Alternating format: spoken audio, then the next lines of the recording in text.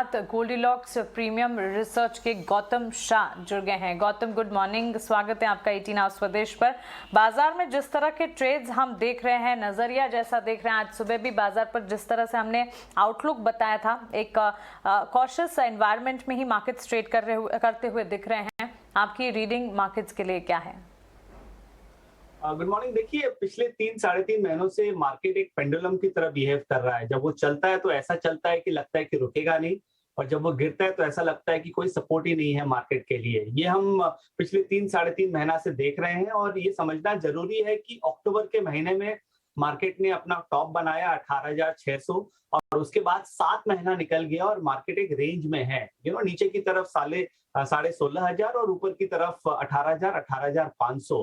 मेरे को अभी भी लगता है कि ये एक हेल्दी कंसोलिडेशन है, क्योंकि 2 साल की तेजी थी, उसके बाद ये कंसोलिडेशन जरूरी था, और इस कंसोलिडेशन में जो सारे जो टेक्निकल इंडिकेटर्स थे वो काफी अच्छा से कूल ऑफ कर गए हैं।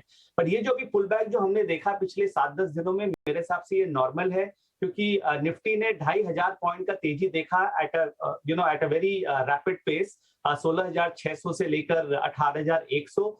और क्योंकि इतनी बड़ी तेजी थी तो थोड़ा बहुत पुल बैक बनता था। ग्लोबल मार्केट्स भी अब स्टेबलाइज कर गए, जियोपॉलिटिकल सिचुएशन भी थोड़ी सी बेटर हो गई है, और क्योंकि ये दो बड़े कंपनी के रिजल्ट्स खराब थे, उसके कारण निफ्टी ने 17,400 का जो इंपॉर्टेंट सपोर्ट है वो ब्रेक किया। बट आई थिंक ये टेम्पररी है। तो अब जो अगला सपोर्ट जो हम जिसके साथ हम काम कर रहे हैं वो है 17,000, और मुझे लग रहा है कि 17,000 के आसपास रिस्क रिवॉर्ड वापस अच्छी हो जाएगी। ये बाय ऑन डिप्स मार्केट है, इसमें खरीदारी करनी चाहिए। One should not be overly concerned. हो सकता है कि 3-4-5 दिन लगे थोड़ा स्टेबलाइज करने के लिए, पर 17,000 से मुझे लग रहा है कि मार्केट स्टेबलाइज करके वापस घूमेगा, और अगर वो वापस घूमता है तो 18,000, 18,500 तक वापस जा सकता है। तो यहाँ पर स्टॉक स्पेसिफिक रहिए, सेक्टर स्पेसिफिक रहिए, निफ्टी में ज्यादा फोकस मत रहिए, क्योंकि जो निफ्टी के जो टॉप कंपोनेंट्स है वो अभी अच्छे पोजीशन में नहीं है।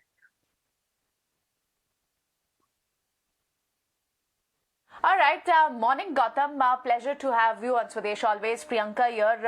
आपके साथ एक व्यू टेक्निकल लेवल्स पर भी मिल जाता है, जिससे और डायरेक्शन मिलने में हेल्प होती है। हालांकि आपने कहा कि 17,000 से एक पुल बैक दिखा सकता है, तो ये 17,000 से दोबारा पुल बैक आने का समय कितना हो सकता है? क्या हम कुछ समय कंसोलिडेशन में रहेंगे? क्योंकि कंसर्न्स यहाँ पर गिरने वाली जो नेगेटिव ट्रिगर्स है कई सारे हैं। वैल्यूएशन का कंसर्न दिखाई दे रहा है बाजार को। अब शायद कोविड का क्या फियर दिख रहा है? क्या कोई और हेडविंड्स भी आप देख रहे हैं? और क्या ये 17,000 से जो आप पुल बैक की बात कर रहे हैं, इसमें कुछ समय है अभी? देखिए, मार्केट एक ऐसे पोजीशन पे आ गया है जहां पर हेडविंड्स तो हमेशा ही रहेंगे। कोविड का तो चर्चा हमेशा 2 साल से चल रहा है। कभी ना कभी कोई ना कोई वेरिएंट आता ही रहता है, और मार्केट को उसके कारण वो डराता है। But then price action supreme है, और आई डोंट थिंक कि मार्केट अभी कोविड की जो कंसर्न्स है उसको फैक्टर इन करना चाहता है। वैल्यूएशंस अगेन, वो तो पिछले 6-8 महीने से हम डिस्कस कर रहे हैं, वैल्यूएशन की कंसर्न्स तो हमेशा से थे। बट ये समझना जरूरी है कि ग्लोबल मार्केट्स अभी स्टेडी हो गए हैं, और ये जो पूरी जो 800 पॉइंट की जो फॉल आई है निफ्टी में, अगर आज का दिन निकाल दें तो विक्स में कोई मूवमेंट ही नहीं आई है। तो फियर एज सच कोई सिस्टम में है नहीं। मार्केट को एक पुल बैक चाहिए था, वो अभी हुआ है, और मुझे लग रहा है कि ये जो पुल बैक जो 18,100 के लेवल से चालू हुई थी वो 17,000 के आसपास खत्म हो सकती है। ये इंडिकेशंस है। We will have to wait for reversal, we will have to wait for some good bars, और मेरे हिसाब से ये अगला 3-4-5 दिन में हो सकता है, क्योंकि आज के मार्केट में सब कुछ जल्दी हो रहा है। जब बाजार को चलना होता है तो वो जल्दी 1,000-2,000 पॉइंट चल जाता है, गिरना होता है तभी भी वो जल्दी हो जाता है। आप देखिए, 10 दिन में हमने 1,000 पॉइंट निफ्टी में लूज किया। सो रिस्क रिवॉर्ड अब बेटर हो गया है, और जैसे मैंने पहले कहा, अब ये निफ्टी का मार्केट रहा नहीं, अब ये स्टॉक स्पेसिफिक मार्केट है। आज के मार्केट में भी कितने मिड कैप्स और स्मॉल कैप्स अच्छे कर रहे हैं, और अब I think focus broader market में होनी चाहिए, स्टॉक स्पेसिफिक थीम्स में होनी चाहिए, क्योंकि जो बड़े स्टॉक्स है उसमें कोई बड़ी अपॉर्चुनिटीज नहीं दिख रही है। बिल्कुल, मैं आपकी बात से बिल्कुल इत्तेफाक रखता हूँ मिस्टर शाह, क्योंकि अभी ऐसा लग रहा है कि ये बाजार ना अब 2020 वाला हो गया है। कुछ वैसे ही है, अब टेस्ट कोई नहीं देखता, 2020 वाला हो गया है। एक चीज़ और है गौतम, जो आपसे पता करनी है। अब सिंपल सा एक नारा है, जो दाम बढ़ाएगा वो जीत जाएगा।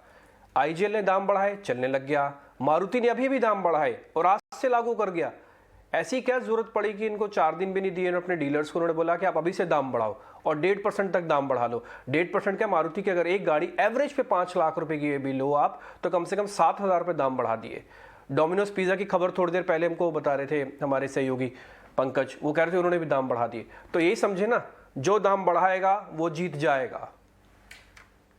देखिए ये बिजनेस में नहीं, और not only in business but अगर आप स्टॉक मार्केट्स में भी देखें तो ये काफी एप्लीकेबल है, क्योंकि जो खड़ा है, जो स्ट्रांग है वही चल रहा है, जो वीक है वो वीक होते जा रहा है।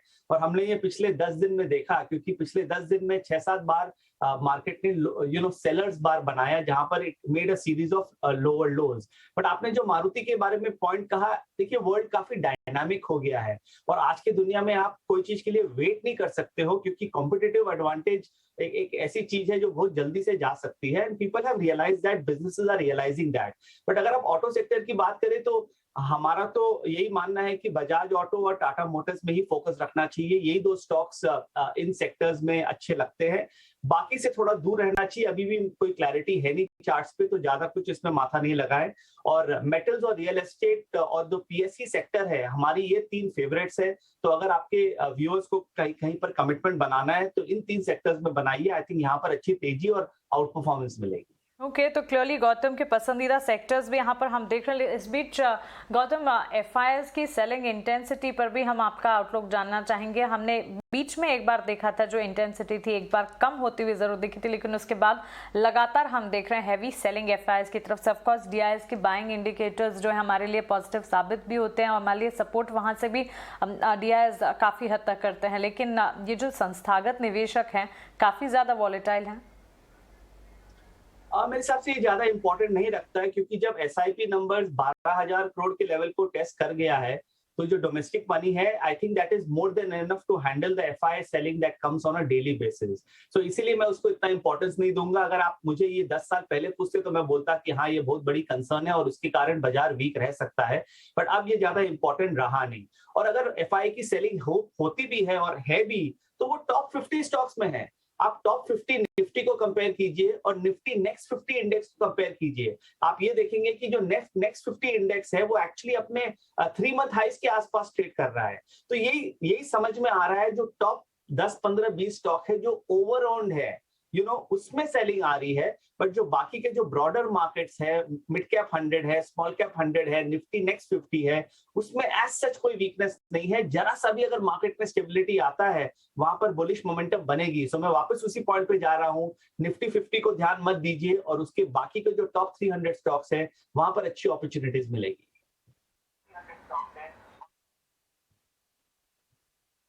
गौतम, एक और व्यू आपसे लेना चाहेंगे, क्योंकि हमने देखा कि ग्लोबली आईपीओ एक्टिविटी जो है वो स्लो डाउन हुई है, लेकिन एक जो रिसेंट एक नोमरा की तरफ से एक बयान आया कि उन्हें लगता है कि यहाँ सेकेंडरी मार्केट में जो एक्शन है, यानी इंडियन मार्केट्स में, इंडियन आईपीओ मार्केट में सेकेंडरी मार्केट में जो एक्शन है वो सेकेंड हाफ से स्टार्ट हो जाएगा। What is your view on that?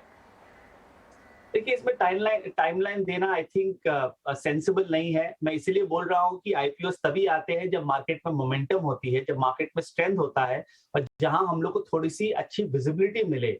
और अभी के एनवायरनमेंट में जहां पर जियोपॉलिटिकल कंसर्न्स अभी भी हैं, ये बोलना बहुत डिफिकल्ट है कि आईपीओ एक्टिविटी पिकअप होगा कि नहीं। आई थिंक बेस्ट एग्जांपल तो एलआईसी का आईपीओ है। उससे अच्छा आईपीओ, उससे बड़ा आईपीओ हो ही नहीं सकता है। और जब गवर्नमेंट उसको ला नहीं पा रहा है फॉर वॉट एवर रीजंस, क्योंकि मार्केट कंडीशंस उतने लुक्रेटिव नहीं रहे हैं, तो आप समझ लीजिए कि ये बहुत अनप्रेडिक्टेबल चीज है। और वैसे भी अगर आप पिछले 1 साल में जो भी आईपीओज आए हैं उसका परफॉर्मेंस देखेंगे तो you will notice that 70-75% of them are trading below the IPO price. So ऐसा जब एनवायरनमेंट है तो वैसे भी अगर आईपीओज आते भी हैं तो I don't think investors are going to be very very kicked about it. Secondary market में भी अच्छी अपॉर्चुनिटीज है। पिछले 5 महीने का जो मिड कैप स्मॉल कैप में जो करेक्शन था, जहां पर on an average stocks have fallen anywhere between 35 to 40%, अभी भी काफी वैल्यू लगती है मुझे मिड कैप्स और स्मॉल कैप्स में, और इस पे फोकस करना चाहिए। आईपीओ एक्टिविटी हो या नहीं हो, आई थिंक वो मार्केट को ज्यादा कुछ इम्पैक्ट नहीं करेगा।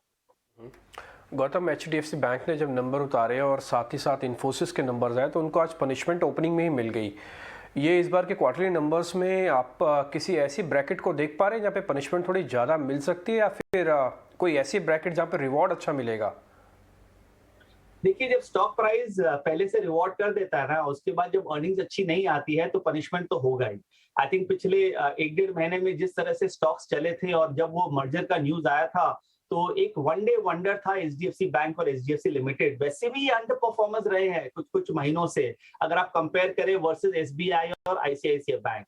सो द पॉइंट इज, जो अंडर परफॉर्म करते आए हैं वो अभी भी अंडर परफॉर्म कर रहे हैं, कुछ भी न्यूज फ्लो हो जाए, और अगर अर्निंग्स मिस हो जाती है तो that is a big big no no, market वो उसको एक्सेप्ट नहीं कर पाता है। सो आईटी सेक्टर और बैंक्स में एचडीएफसी ट्विंस और एचडीएफसी बैंक, आई थिंक यहाँ पर बॉटम फिशिंग नहीं करनी चाहिए, क्योंकि ये पता नहीं कि कहां पर ये रुकेंगे, स्टेबलाइज हो जाएंगे बट अपॉर्चुनिटी और अल्फा इसमें नहीं बनेगी।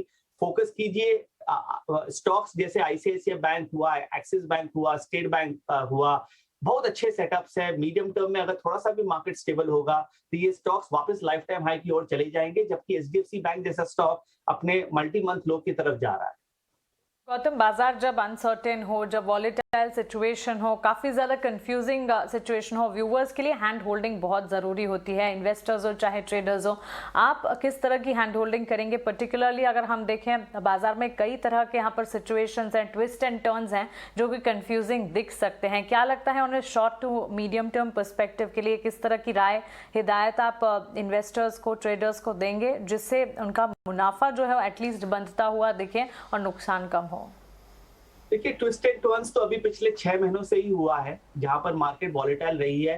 अगर आपने 2020 का रैली देखा और 2021 में जो अक्टूबर में जिस तरह की रैली देखी, जहां पर हमने 2 साल तक एक 10% का करेक्शन भी नहीं देखा और मंथली बेसिस पे हम हायर हाइज बनाते चले गए, वैसी रैली हमने पिछले 20 साल में नहीं देखी। तो जब इतना समय तक मार्केट चला तो ये बनता है कि एक बार 6-8 महीने के लिए मार्केट एक कंसोलिडेशन फेज में रहे और लोगों को कंफ्यूज करे, तो इसी को हेल्दी कंसोलिडेशन बोलते हैं। बट अगर एक सजेशन जो मैं देना चाहूंगा लोगों को, काफी क्लीशेड है मगर सजेशन यही है कि रिस्क मैनेजमेंट को मत भूलिए।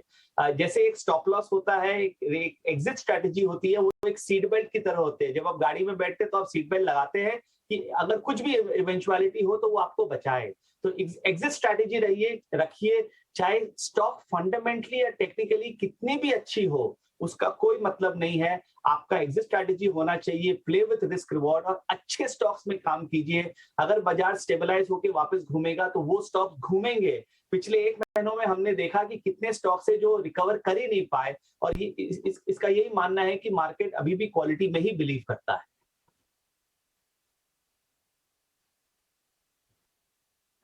ऑलराइट गौतम, जब आप बार बार इस बात पर फोकस कर रहे हैं और बार बार इस बात पे कह रहे हैं कि मिड कैप और स्मॉल कैप में अब भी कई सारे स्टॉक्स में वैल्यू बची है, तो कुछ स्टॉक्स आप हमारे साथ क्या शेयर कर सकते हैं जहां आप रिसर्च कर रहे हैं, जो आपका फोकस एरिया में है, जहां अभी भी अगर पोजीशन या एंट्री पॉइंट लिया जाए तो फायदा होगा?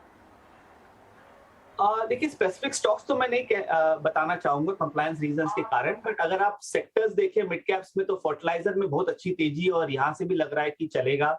शुगर में अच्छी तेजी आ चुकी है। इंफ्रास्ट्रक्चर और रियल एस्टेट स्टॉक्स जो है उसमें मुझे बहुत बड़ी तेजी लगती है इस लेवल से। ऑटो एंसिलरी स्टॉक्स है उसमें मुझे अच्छा लग रहा है। जो ईवी थीम के जो स्टॉक्स हैं उसमें अच्छी करेक्शन आई है पिछले 4-6 हफ्तों में, तो वहां पर मुझे अच्छी तेजी लग रही है। और जो अनलॉक थीम है, जहां पर मैंने आपके चैनल पे कई बार कहा है, Indian Hotels, Delta Corp, Phoenix Mill, Ease My Trip, Mahindra Holidays, ये जो पूरी जो थीम है मेरे हिसाब से अगले 6 से 12 महीनों में अच्छी करेगी। तो ये जो मैंने आपको 5-6 पॉकेट्स मैंने बताया, इसके जो टॉप 3 स्टॉक्स है ईच सेक्टर्स में, आई थिंक वहां अगर आप फोकस करेंगे तो आप मार्केट रिटर्न्स को डेफिनेटली बीट कर पाएंगे। गौतम, एक ऐसा सेक्टर है जिसने सबसे ज़्यादा उथल पुथल मचाई है पिछले 6-8 महीने में, वो है एनर्जी पैक, चाहे वो गैस हो चाहे वो पेट्रोलियम प्रोडक्ट हो। इस पूरे सेक्टर पे आपका टेक क्या है? कोई अच्छी कंपनीज होंगी जिनके दिन फिर गए? ओएनजीसी को मैंने कभी ऐसे नहीं देखा जो ओएनजीसी के आज भाव दिखते हैं। देखिए, मेरे हिसाब से जो बहुत सबसे बड़ा जो एक थीम आ रहा है वो है पब्लिक सेक्टर एंटरप्राइज। पिछले 10 साल में हम हमेशा इसके बारे में बात करते हैं, 2-3 महीने 4 महीने के लिए वो चलता है, उसके बाद वो रैली फिजल आउट हो जाता है। तो अब कोई बिलीव नहीं कर पा रहा है कि इसमें एक सस्टेनेबल रैली आएगी, और चार्ट्स में ये इंडिकेशन आ रही है कि अब ये सस्टेनेबल हो सकता है। तो 10 साल का जो कंसोलिडेशन है वो हो सकता है खत्म हो रहा है पीएसयू इंडेक्स में, और इसमें एक बड़ी ब्रेकआउट अभी देखेंगे। और हमारा जो ऊपर का टारगेट है वो है 5000 से 5200 पीएसयू इंडेक्स के लिए। तो जो ऑयल कंपनीज है, आई थिंक उसमें आईओसी हमें अच्छा लगता है, ओएनजीसी आपने कहा, एनटीपीसी, एनएमडीसी, कोल इंडिया, सारे अच्छे सेटअप्स है। डाउनसाइड नहीं है, डिविडेंड यील्ड प्ले है, कैपिटल अप्रिसिएशन प्ले अब आ रहा है, और गवर्नमेंट की तरफ से भी काफी कुछ इस पे पॉजिटिव टॉक आ रही है। सो पीएससी थीम आई थिंक एक पोर्टफोलियो में 5 से 7% अभी बना के रखना चाहिए। एक तो आपको डिविडेंड यील्ड मिलता ही है, और अब कैपिटल अप्रिसिएशन का भी अच्छा मूवमेंट लग रहा है, तो इसको ध्यान में रखिए। आई थिंक इसमें आउट परफॉर्मेंस मिलेगी। Insights coming from your side. Before we let you go, one last question on a sector जो कि लगातार फोकस में, या कह सकते हैं जब सेक्टर्स की बात करते हैं नहीं होता, लेकिन इन दिनों जहां बाजार परफॉर्म नहीं कर रहा था, डिफेंस स्पेस लगातार फोकस में है। पॉजिटिव ब्रोकरेजेस भी आते हुए दिखे, आज भी तस्वीर कुछ ऐसी ही नजर आ रही है। इनफैक्ट मेक इन इंडिया के लिहाज से काफी ज्यादा मजबूती इन स्पेसेस में नजर आती है। इंपोर्ट बैन होने के चलते डिफेंस के लिए यहाँ पर अवसर काफी हद तक बढ़ते हुए दिखेंगे। टॉपिक्स HL, BL जैसे स्टॉक्स लगातार परफॉर्म कर ही रहे हैं, आपकी राय यहाँ पर क्या होगी? देखिए, ये क्राउडेड ट्रेड हो गया है, क्योंकि हर कोई इसके बारे में बात कर रहा है। डिफेंस डेफिनेटली अगर आप 1 साल, 3 साल, 5 साल के हिसाब से ले तो बहुत बड़ी थीम है, और अभी जिस तरह की जियोपॉलिटिकल डेवलपमेंट्स हुई है पिछले 6 महीनों में, it becomes even more important for India to go through the Make in India way.